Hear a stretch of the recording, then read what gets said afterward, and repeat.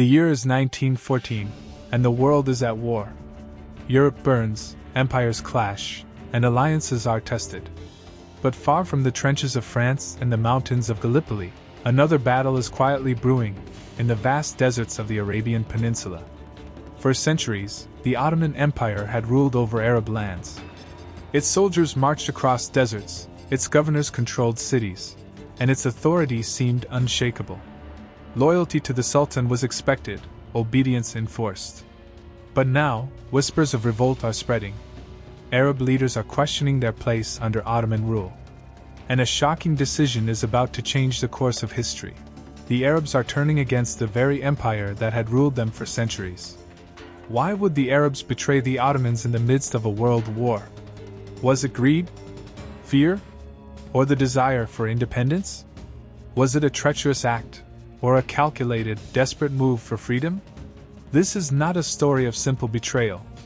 It is a story of power, diplomacy, ambition, and survival, of secret letters exchanged in hidden chambers, of promises made by foreign powers, and of a revolt that would shake an empire to its core. Join us as we uncover the untold history of the Arab Revolt, revealing the forces, choices, and secrets that history often leaves in the shadows. By the end of this journey, you'll see that the line between loyalty and betrayal is far thinner than you ever imagined. The Ottoman Empire before World War I. To understand why the Arabs turned against the Ottomans, we first need to understand the empire they had lived under for centuries. By the early 20th century, the Ottoman Empire, once the mighty rulers of Southeast Europe, the Middle East, and North Africa, was in decline. Its territories were vast but fragile, stretched across deserts, mountains, and distant provinces.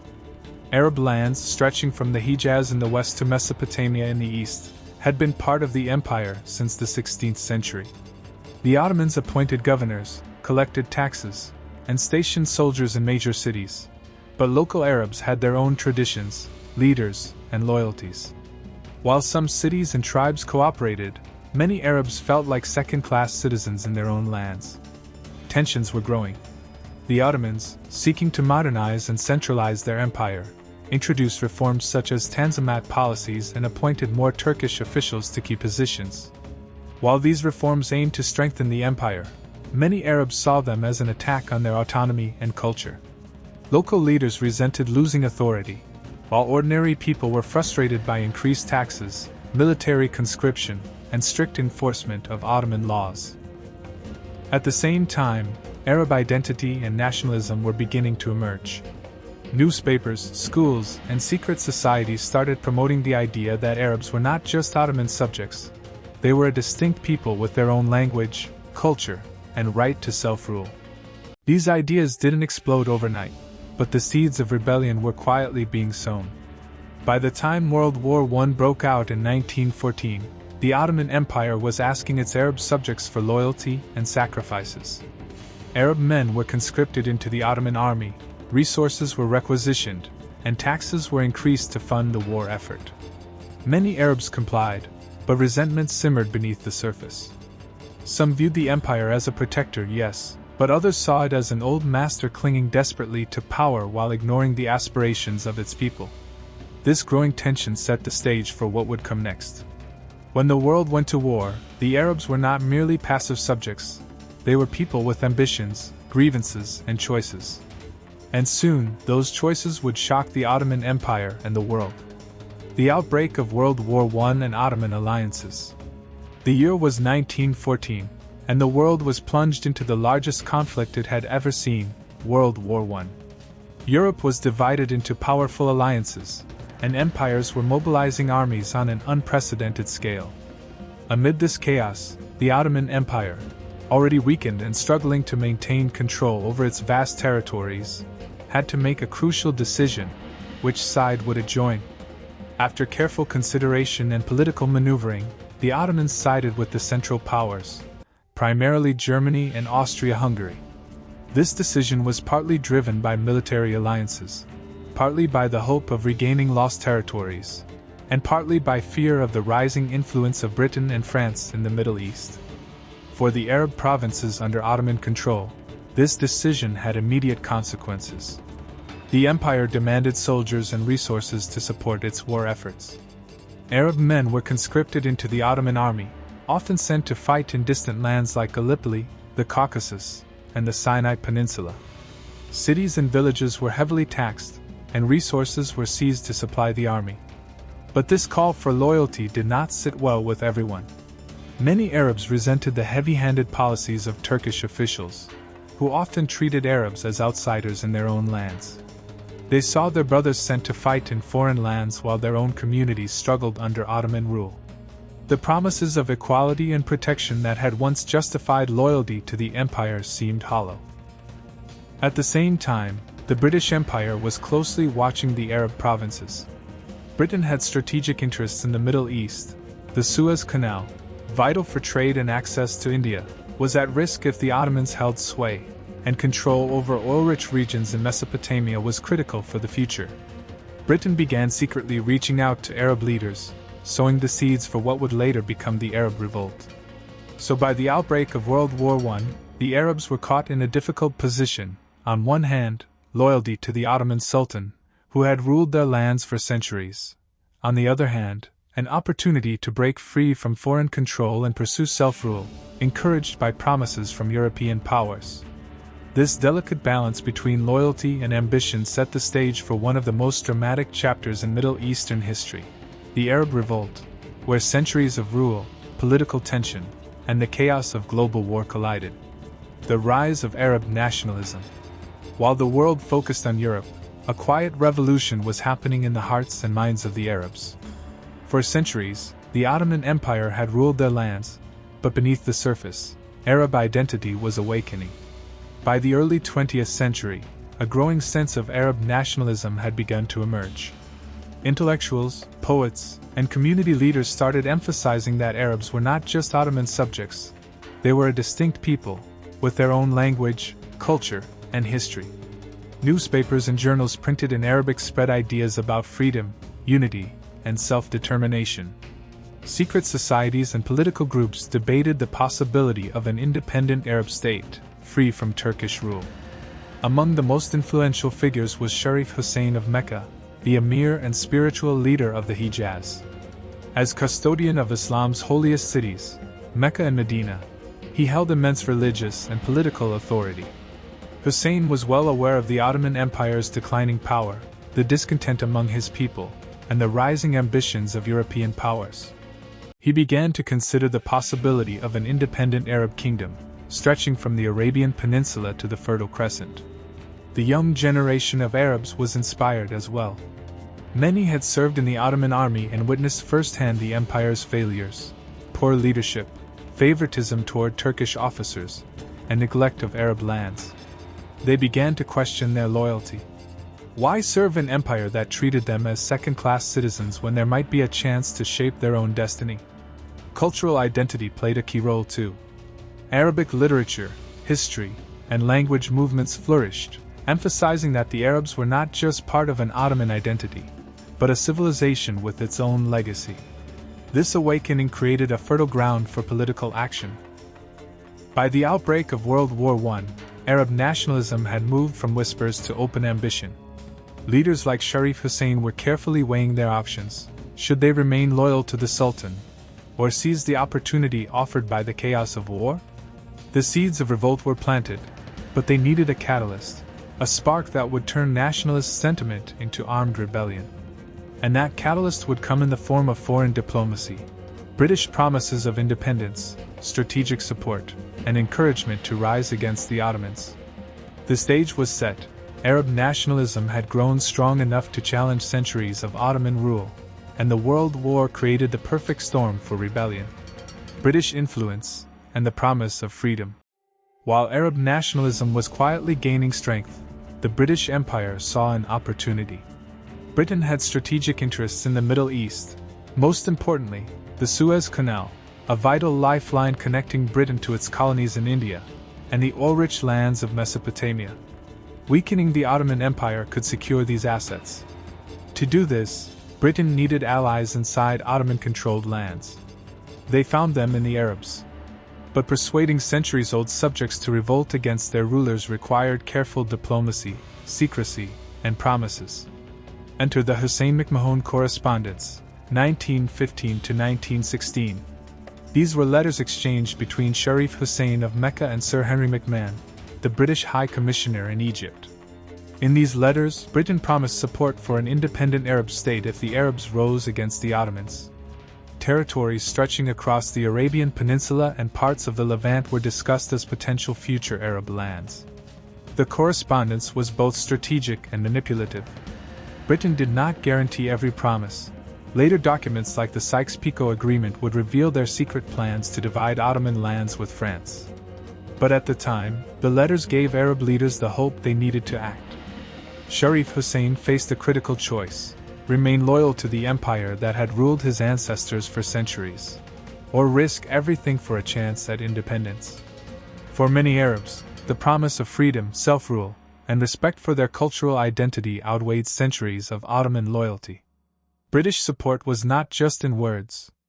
They supplied money, weapons, and military advisors, most famously T. Lawrence, known to history as Lawrence of Arabia. Lawrence would become a key strategist, helping Arab forces plan raids, sabotage Ottoman supply lines, and carry out guerrilla warfare across the deserts. Through this combination of nationalist ambition and foreign support, the Arabs found the spark that would ignite rebellion. The revolt was not a sudden betrayal. It was the result of careful planning, growing resentment, and a historic opportunity presented by global war. By 1916, the Arab Revolt was ready to begin, a dramatic chapter that would challenge the might of the Ottoman Empire and reshape the Middle East forever. The Arab Revolt begins. The year was 1916, and the Arab world was ready to act. After centuries under Ottoman rule and months of secret negotiations with Britain, Sharif Hussein of Mecca declared the Arab Revolt. This was a bold move, open rebellion against one of the world's most powerful empires during the chaos of a global war. The revolt started in the Hijaz region, along the western coast of Arabia. Arab forces, composed of tribal fighters and volunteers, used their knowledge of the desert to carry out guerrilla attacks on Ottoman supply lines, forts, and communication networks. They were determined, agile, and fiercely motivated by the dream of independence. Key to the success of the revolt was T. Lawrence, a British officer sent to support the Arabs. Lawrence helped coordinate attacks, planned sabotage operations, and trained Arab forces in modern military techniques. His famous campaigns, including sabotaging the Hijaz Railway, cut off Ottoman reinforcements and supplies, striking fear into Ottoman commanders. The revolt was not about traditional battles alone. It relied on mobility, surprise, and strategy, using the harsh desert terrain as a weapon. Camel-mounted units could strike Ottoman outposts and vanish into the sands before a counterattack could arrive. The Arabs proved that knowledge of the land and morale could outweigh superior numbers and modern weaponry. Early victories were symbolic as well as strategic. Cities like Taif and Medina faced raids, and key Ottoman positions were threatened. The revolt inspired more Arabs to join the cause, swelling the ranks of Hussein's forces. The idea of a united Arab front, once a dream, was slowly taking shape. It's important to understand that the revolt was not merely a betrayal, it was a calculated risk. Arab leaders balanced their loyalty, ambitions, and survival. They knew that failure could mean death, exile, or crushing retaliation by the Ottomans. But the chance to shape their own destiny and free their lands from foreign control made the risk worth taking. By the end of 1916, the Arab Revolt had already changed the dynamics of the Middle East. What started as a small uprising in the deserts of Hijaz would grow into a movement that would challenge the Ottoman Empire on multiple fronts, paving the way for the reshaping of the Arab world after World War I. The Ottoman struggle and Arab success. By 1917, the Arab Revolt was gaining momentum, and the Ottoman Empire was beginning to feel the strain. The Ottomans were already stretched thin, fighting multiple fronts against the British, Russians, and other allied powers. The revolt in Arabia added yet another crisis, one they had not anticipated. Arab forces, using guerrilla tactics, harassed Ottoman supply lines, destroyed railways, and cut communication routes. Cities like Taif and Medina became flashpoints, where Arab fighters, supported by British advisors and limited arms, challenged Ottoman control. The empire, despite its trained soldiers and heavy artillery, struggled to adapt to this mobile, unconventional warfare. The British played a crucial role behind the scenes. T. Lawrence, along with other British officers, helped plan raids, coordinated attacks, and supplied intelligence. This support gave the Arabs the edge they needed to strike at Ottoman weaknesses. Desert knowledge, tribal alliances, and motivation made Arab fighters a formidable force, even against a larger and more experienced army. Early successes boosted morale. Each victory inspired more tribes to join the revolt, swelling the Arab ranks. The message was clear: the Ottomans were not invincible, and a united Arab force could challenge centuries of imperial rule. And if you're fascinated by this untold history and want to explore more secrets from the past, make sure to hit that subscribe button and turn on notifications. You won't want to miss our upcoming deep dives into history's greatest mysteries. The Ottoman struggle was compounded by internal problems. Corruption, low morale, and stretched supply lines made it difficult to suppress the revolt. Meanwhile, the Arabs, fueled by the promise of independence and the hope of self-determination, pressed on with determination and ingenuity. By the end of this phase, the Arab Revolt had successfully weakened Ottoman control in the Hejaz, secured key territories, and demonstrated that even the mighty Ottoman Empire could be challenged. The stage was set for the final chapters of World War I in the Middle East, where promises, betrayals, and shifting alliances would redefine the region forever. Aftermath of the revolt. The Arab Revolt had achieved remarkable successes by the end of World War I. The Ottomans had been pushed back, key cities had changed hands, and the once mighty empire was collapsing under the weight of internal rebellion and external pressure. But the aftermath of the revolt revealed a new layer of complexity and disappointment for the Arabs. Sharif Hussein and his allies had hoped that their alliance with Britain would secure full independence for the Arab lands. Cities and regions from the Arabian Peninsula to Syria were envisioned as part of a united Arab kingdom, a reward for the revolt and the sacrifices made. But the reality was far from their expectations. Unbeknownst to the Arabs, Britain and France had already made secret agreements to divide the Ottoman territories among themselves. The Sykes-Picot Agreement of 1916 planned a post-war Middle East where Britain and France would control vast swaths of Arab lands. While the Arabs fought bravely against the Ottomans, European powers were quietly plotting a different outcome, one that prioritized imperial interests over promises of freedom. The revolt had also inspired a wave of Arab nationalism. Even though full independence was not immediately achieved, the revolt became a symbol of Arab unity, courage, and the desire for self-rule. The dream of independence did not die. It evolved into political movements that would shape the modern Middle East. For the Ottoman Empire, the revolt was a crippling blow. Already weakened by years of war and internal strife, the empire's hold over Arab provinces was shattered. The empire would soon collapse entirely, ending centuries of Ottoman rule in the Arab world and marking the beginning of a new era of colonial influence. The aftermath was bitter and complicated. Arabs felt both empowered and betrayed. Empowered because they had demonstrated their ability to challenge the Ottoman Empire, and betrayed because the promises of full sovereignty were largely ignored.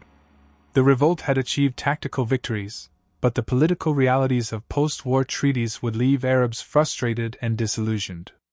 This period teaches us a critical lesson: revolutions and uprisings can succeed militarily, but the political landscape often determines the final outcome. The Arab Revolt reshaped the Middle East, but it also showed that even when people fight for freedom, larger powers and secret agreements can override the dreams of nations. Legacy and lessons. Even decades after the guns fell silent and the Ottoman Empire dissolved, the Arab Revolt continued to echo across the Middle East and the world. Its legacy is not just about battles won or lost, but about the lessons history teaches us about ambition, loyalty, and the complexity of political promises. First, the revolt shows how national identity can rise under oppression. For centuries, Arabs lived under Ottoman rule, often treated as second-class citizens. But through newspapers, secret societies, and political discourse, a sense of Arab unity and self-determination grew strong enough to challenge an empire. This awakening would fuel Arab nationalist movements for decades to come. Second, the revolt highlights the power and limits of foreign alliances. Britain's promises of independence motivated the Arabs to rebel, but secret agreements like the Sykes-Picot Agreement revealed that European powers often acted in their own interests.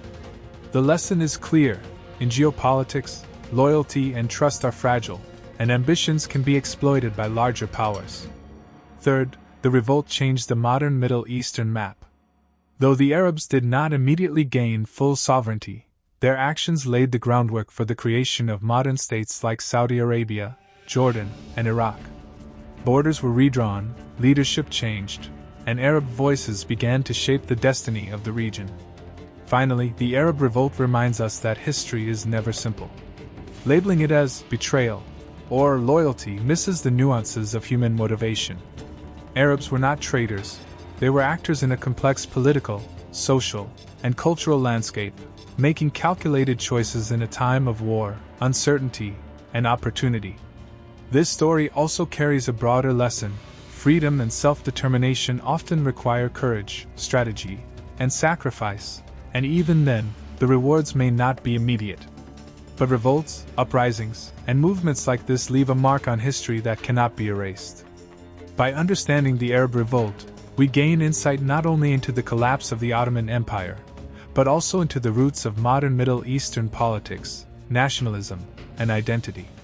It's a story of ambition, strategy, and courage, and a story that continues to shape our world today. The untold history remembered. The Arab Revolt was more than a military campaign. It was a story of ambition, courage, and calculated risk. Arabs challenged an empire that had ruled them for centuries, driven by a desire for self-determination and the hope for a brighter future. Yet, history reminds us that promises are fragile. Britain's assurances sparked the revolt, but secret agreements and political maneuvering meant that full independence was delayed, leaving Arabs to navigate the complicated aftermath. Still, the revolt left an indelible mark on the Middle East, inspiring future generations to fight for freedom and identity. History is rarely black and white. The Arab Revolt was not a simple act of betrayal, nor was it blind loyalty. It was a testament to the complex choices people make in turbulent times, balancing survival, ambition, and ideals.